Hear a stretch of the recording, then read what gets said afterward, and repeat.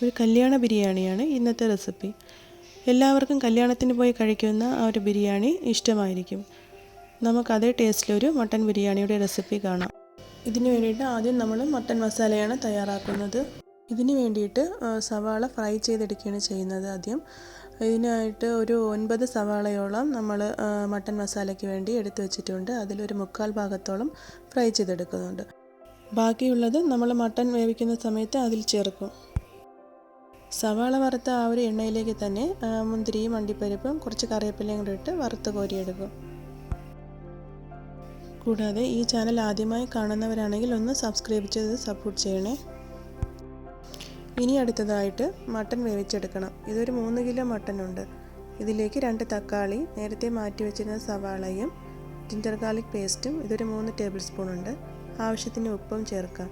ഇനി ഇതിലേക്ക് ഒരു 1/2 കപ്പ് കൊച്ചുള്ളിയും കറിവേപ്പിലയും ഇട്ട് നല്ല രീതിയിൽ മിക്സ് ചെയ്തെടുക്കണം. അതിനുശേഷം നമുക്കിതിലേക്ക് പൊടികളൊക്കെ ചേർക്കാം. ഇതിലേക്ക് ഗരം മസാലയും പെരിഞ്ചീരകവും പെപ്പർ പൗഡറുമാണ് ഇപ്പോഴും ചേർക്കുന്നത്. പിന്നെ ഒരു 10-12 പച്ചമുളകും ചേർക്കുന്നുണ്ട്. ഇനി ഇത് നല്ല രീതിയിൽ ഒന്ന് വേവാനായിട്ട് വെയിറ്റ് ചെയ്യാം.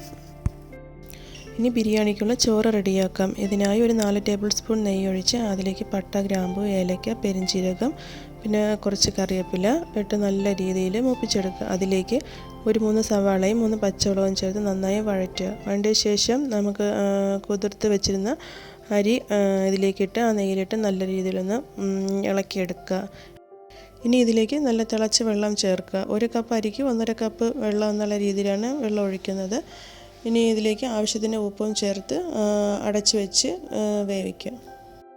ഇതിലേക്ക് കുറച്ച് നെയ്യ് കൂടി ചേർത്ത് ഒന്ന് ഇളക്കിയെടുക്കുക. ഇപ്പോൾ ചോറ് നല്ല പാകത്തിന് വെന്ത് കിട്ടിയിട്ടുണ്ട്. ഇതിലേക്ക് കുറച്ച് ഗരം മസാലയും മല്ലിയിലയും കൂടി ചേർത്ത് അടച്ചു വയ്ക്കാം. ഇനി നേരത്തെ കുക്കറിൽ വേവിക്കാൻ വെച്ചിട്ടുള്ള മട്ടൺ 3 വിസിലിൽ തന്നെ നല്ല രീതിയിൽ വെന്ത് കിട്ടിയിട്ടുണ്ട്. ഈ കാണുന്ന വെള്ളമെല്ലാം മട്ടനിൽ നിന്നും ഇറങ്ങിയതാണ്. ഈ വെള്ളം മറ്റൊരു പാത്രത്തിലേക്ക് മാറ്റി അതിലേക്ക് 2 തക്കാളിയും പിന്നെ നേരത്തെ വറുത്ത് വെച്ചിട്ടുള്ള സവാളയും കുറച്ച് മല്ലിയിലയും ചേർക്കുക. ഇതിലേക്ക് 2 ടീസ്പൂൺ മല്ലിപ്പൊടിയും 1/2 ടീസ്പൂൺ മഞ്ഞൾപ്പൊടിയും പിന്നെ 1 ടേബിൾ സ്പൂൺ ബിരിയാണി മസാലയും ചേർക്കുക. എന്നിട്ട് നല്ല രീതിയിൽ ഇളക്കി നല്ലതുപോലെ തിളപ്പിച്ചെടുക്കുക.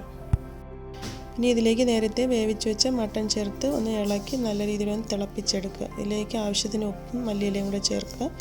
വെള്ളം കുറച്ച് ഒന്ന് വറ്റിച്ചെടുക്കുക. ഇനി ദമ്മിടാം. അതിനായി മട്ടൻ മസാല കുറച്ച് ഗ്രേവിയോട് കൂടിയാണ് ചേർക്കുന്നത്. ഇനി നേരത്തെ വേവിച്ച് വെച്ചിട്ടുള്ള ചോറിൽ നിന്ന് പകുതിയോളം മസാലയുടെ മീതെ ഇടുക. അതിന് മുകളിലായിട്ട് വറുത്ത് വെച്ചിട്ടുള്ള കിസ്മിസ്, അണ്ടിപ്പരിപ്പും സവാളയും ചേർക്കുക. അതിന് മുകളിലായിട്ട് ബാക്കി റൈസും കൂടെ ഇടുക. ഇനി ബാക്കി വറവൽ കൂടി അതിൻ്റെ മുകളിലോട്ട് ഇടുക. ഇനി ഒരു 10 മിനിറ്റ് സിമ്മിലിട്ട് ദം ചെയ്തെടുക്കാം. ഇപ്പോൾ നല്ല പാകത്തിന് നമ്മുടെ ബിരിയാണി റെഡിയാക്കി ഇട്ടിട്ടുണ്ട്. എല്ലാവരും ഈ റെസിപ്പി ഒന്ന് ട്രൈ ചെയ്തേക്കണേ.